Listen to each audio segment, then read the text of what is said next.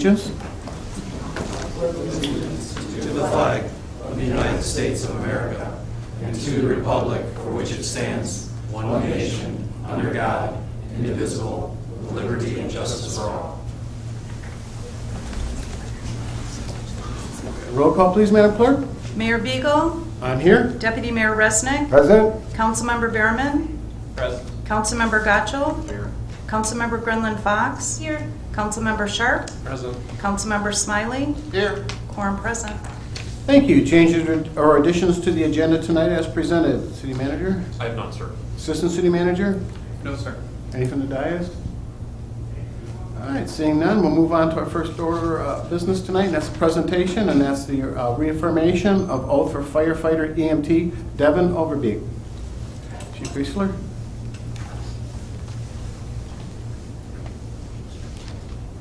Thank you, Mr. Mayor, Council. I'd like to introduce to you Devin Overbeck. Devin's recently been promoted to the position of full-time firefighter EMT. He joined us when we started our auxiliary program. He comes from us from our neighbors in Walled Lake, where he spent 3 years. He currently is working with us in a full-time capacity and also in a paid-on-call role. When Devin came to Wixom, it was very apparent that he had a passion for firefighting, and he's proven that since December when he joined us. So I am very happy to promote him to the position of full-time firefighter EMT. Devin's joined tonight by his parents, Ron and Michelle.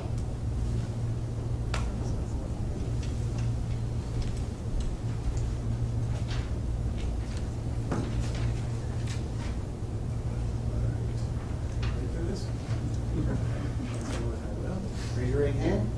Do you solemnly swear that you will support the Constitution of the United States, the Constitution of the State of Michigan, the Charter and ordinances of the City of Wixom, Oakland County, Michigan, and that you will faithfully discharge the duties and responsibilities of firefighter EMT according to the best of your ability? I will.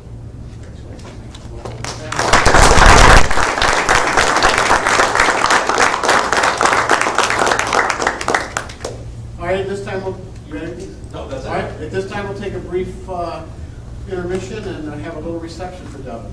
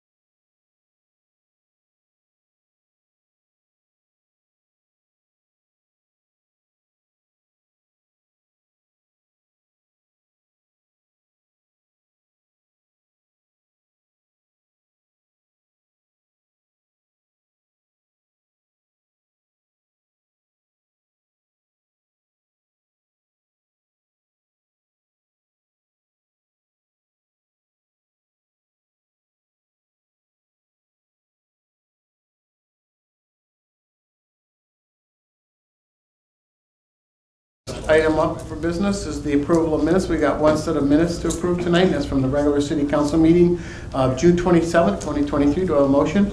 Support. Any corrections, additions, comments? All right, I got a motion and a second to approve the minutes of the regular city council meeting of June 27th, 2023. All those in favor, please signify by saying aye. Aye.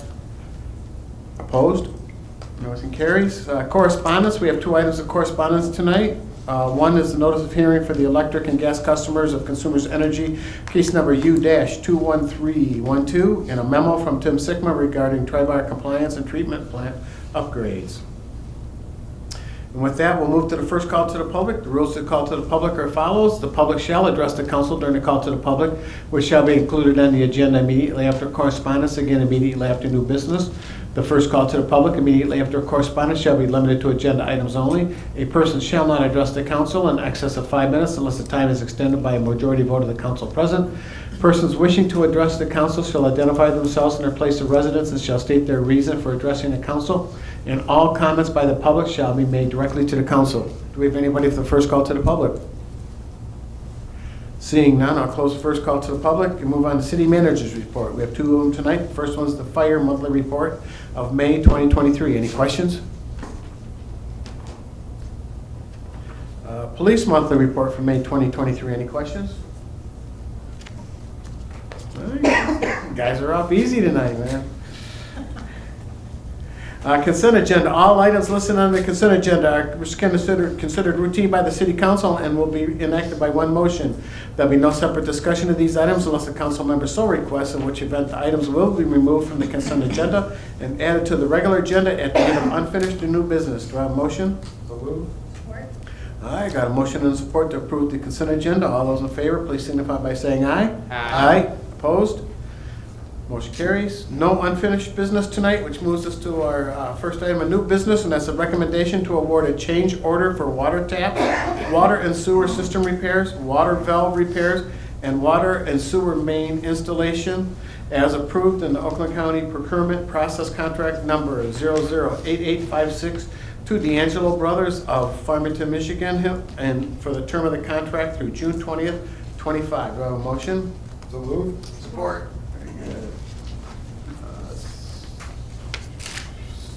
Mr. Sickma. Thank you, Mr. Mayor. This recommendation is actually a portion of last October's recommendation for D'Angelo Brothers. At that time, they were going through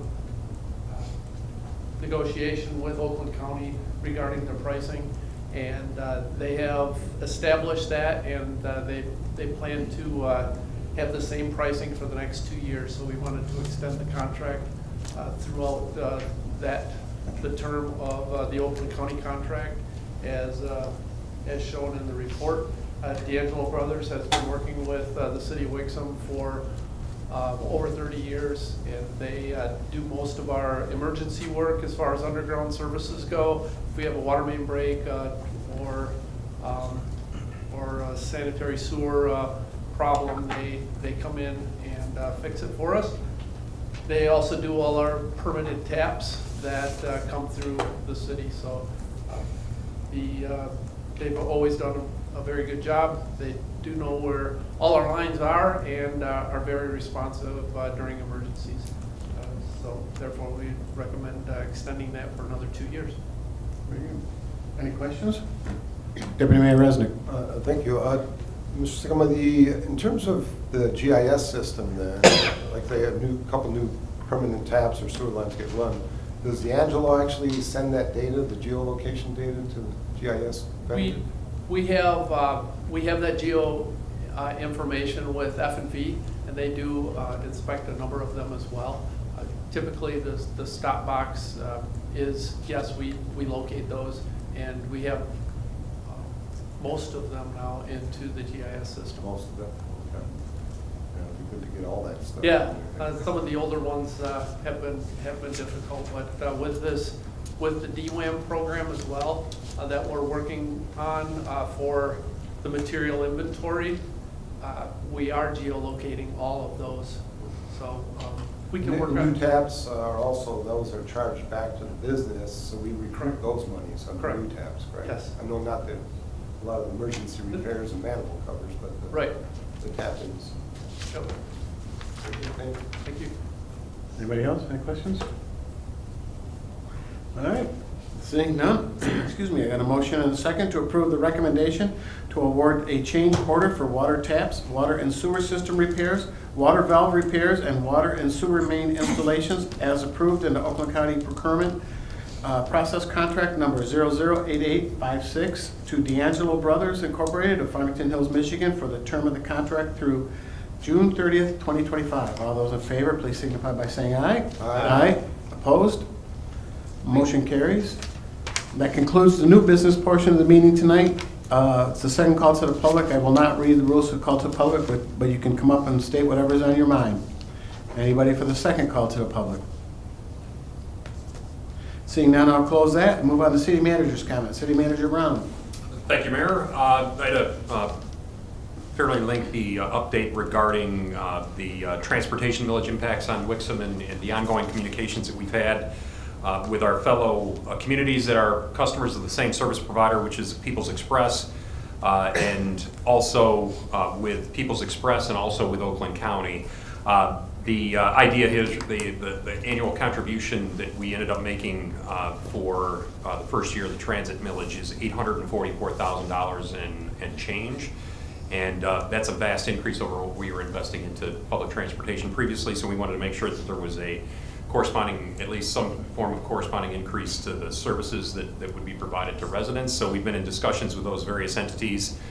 They've become more productive recently, and we're close to finalizing a interim contract that is going to end up being between the County of Oakland and our service provider, People's Express, as opposed to the individual contracts with communities. We're going to have some interesting follow-up that will come out of that. I mentioned at the end of this report that we're going to have reports or report in the future once this comes to a conclusion. One of the things that I'm concerned about is how we're going to make that work with acknowledging that our current contracts will sunset and be superseded by the Oakland County contract. So we'll work through those kind of details. That's in the process of being finalized between the county and People's Express. In the report I mentioned that agreement might be of a one-year duration. That is the plan, but there's going to be a financial revisit that's going to be baked into it at the end of this calendar year, so at 12/31/2023. The parties, Oakland County and People's Express, will revisit it and determine if there's any changes to be made, because we're kind of expecting there might be some changes to usage and billing and costs that could come into play, and we want to make sure that we balance the capabilities of the provider with the demand, so for lack of a better description. So that all that is still to be determined, so that's the slight update that I have for you this evening over the content of the city manager's update. The second thing that I want to mention is a late addition that we were just made privy to as of today. We received a communication from the Office of the Governor of the State of Michigan indicating that our proposed charter amendments, all four of them, have been, based on the review of the Attorney General, approved by the Governor's office, and we're good to go for going to the election in November on those charter amendments. So that's good news. Didn't have it at the time of the city manager update. Now we do, so I wanted to provide that today because it was exciting news. That's all I have. There's a variety of things that are going on here. I'll mention that the Hot Blues and Barbecue event is coming up on July 20th at Sidley Square Park, which we all look forward to. So I wanted to make mention of that one in particular, but there's a bunch of other things on our dates to remember. If anybody has any questions on anything, I'm happy to try to answer them. All right, Assistant City Manager Benson, do you have anything tonight? I do. Just one thing. I wanted to give a shout out to the Lakes Area Chamber and Blue Water Technologies for partnering with us for a Community Connections Coffee event this morning, hosted at Blue Water Technologies. It was a really nice opportunity to sort of share information about what we're doing here in Wixom, all the exciting projects that most city council members and folks who come to our meetings, have heard about, but the average citizen or the average business owner might not have. So. Pretty well attended. I think we had 30 plus people there for 8 a.m. on a Tuesday. That's pretty good. We also did have the opportunity to live stream that, as well as we have the video and audio from that. So we're looking through that and seeing if it might make sense to distribute that, for viewing after, but more to be determined. But just wanted to give a shout out to everyone who came out and participated this morning. Thank you. Moving on to council comments. Councilmember Smiley. Thank you, Mayor Beagle. Just a couple things.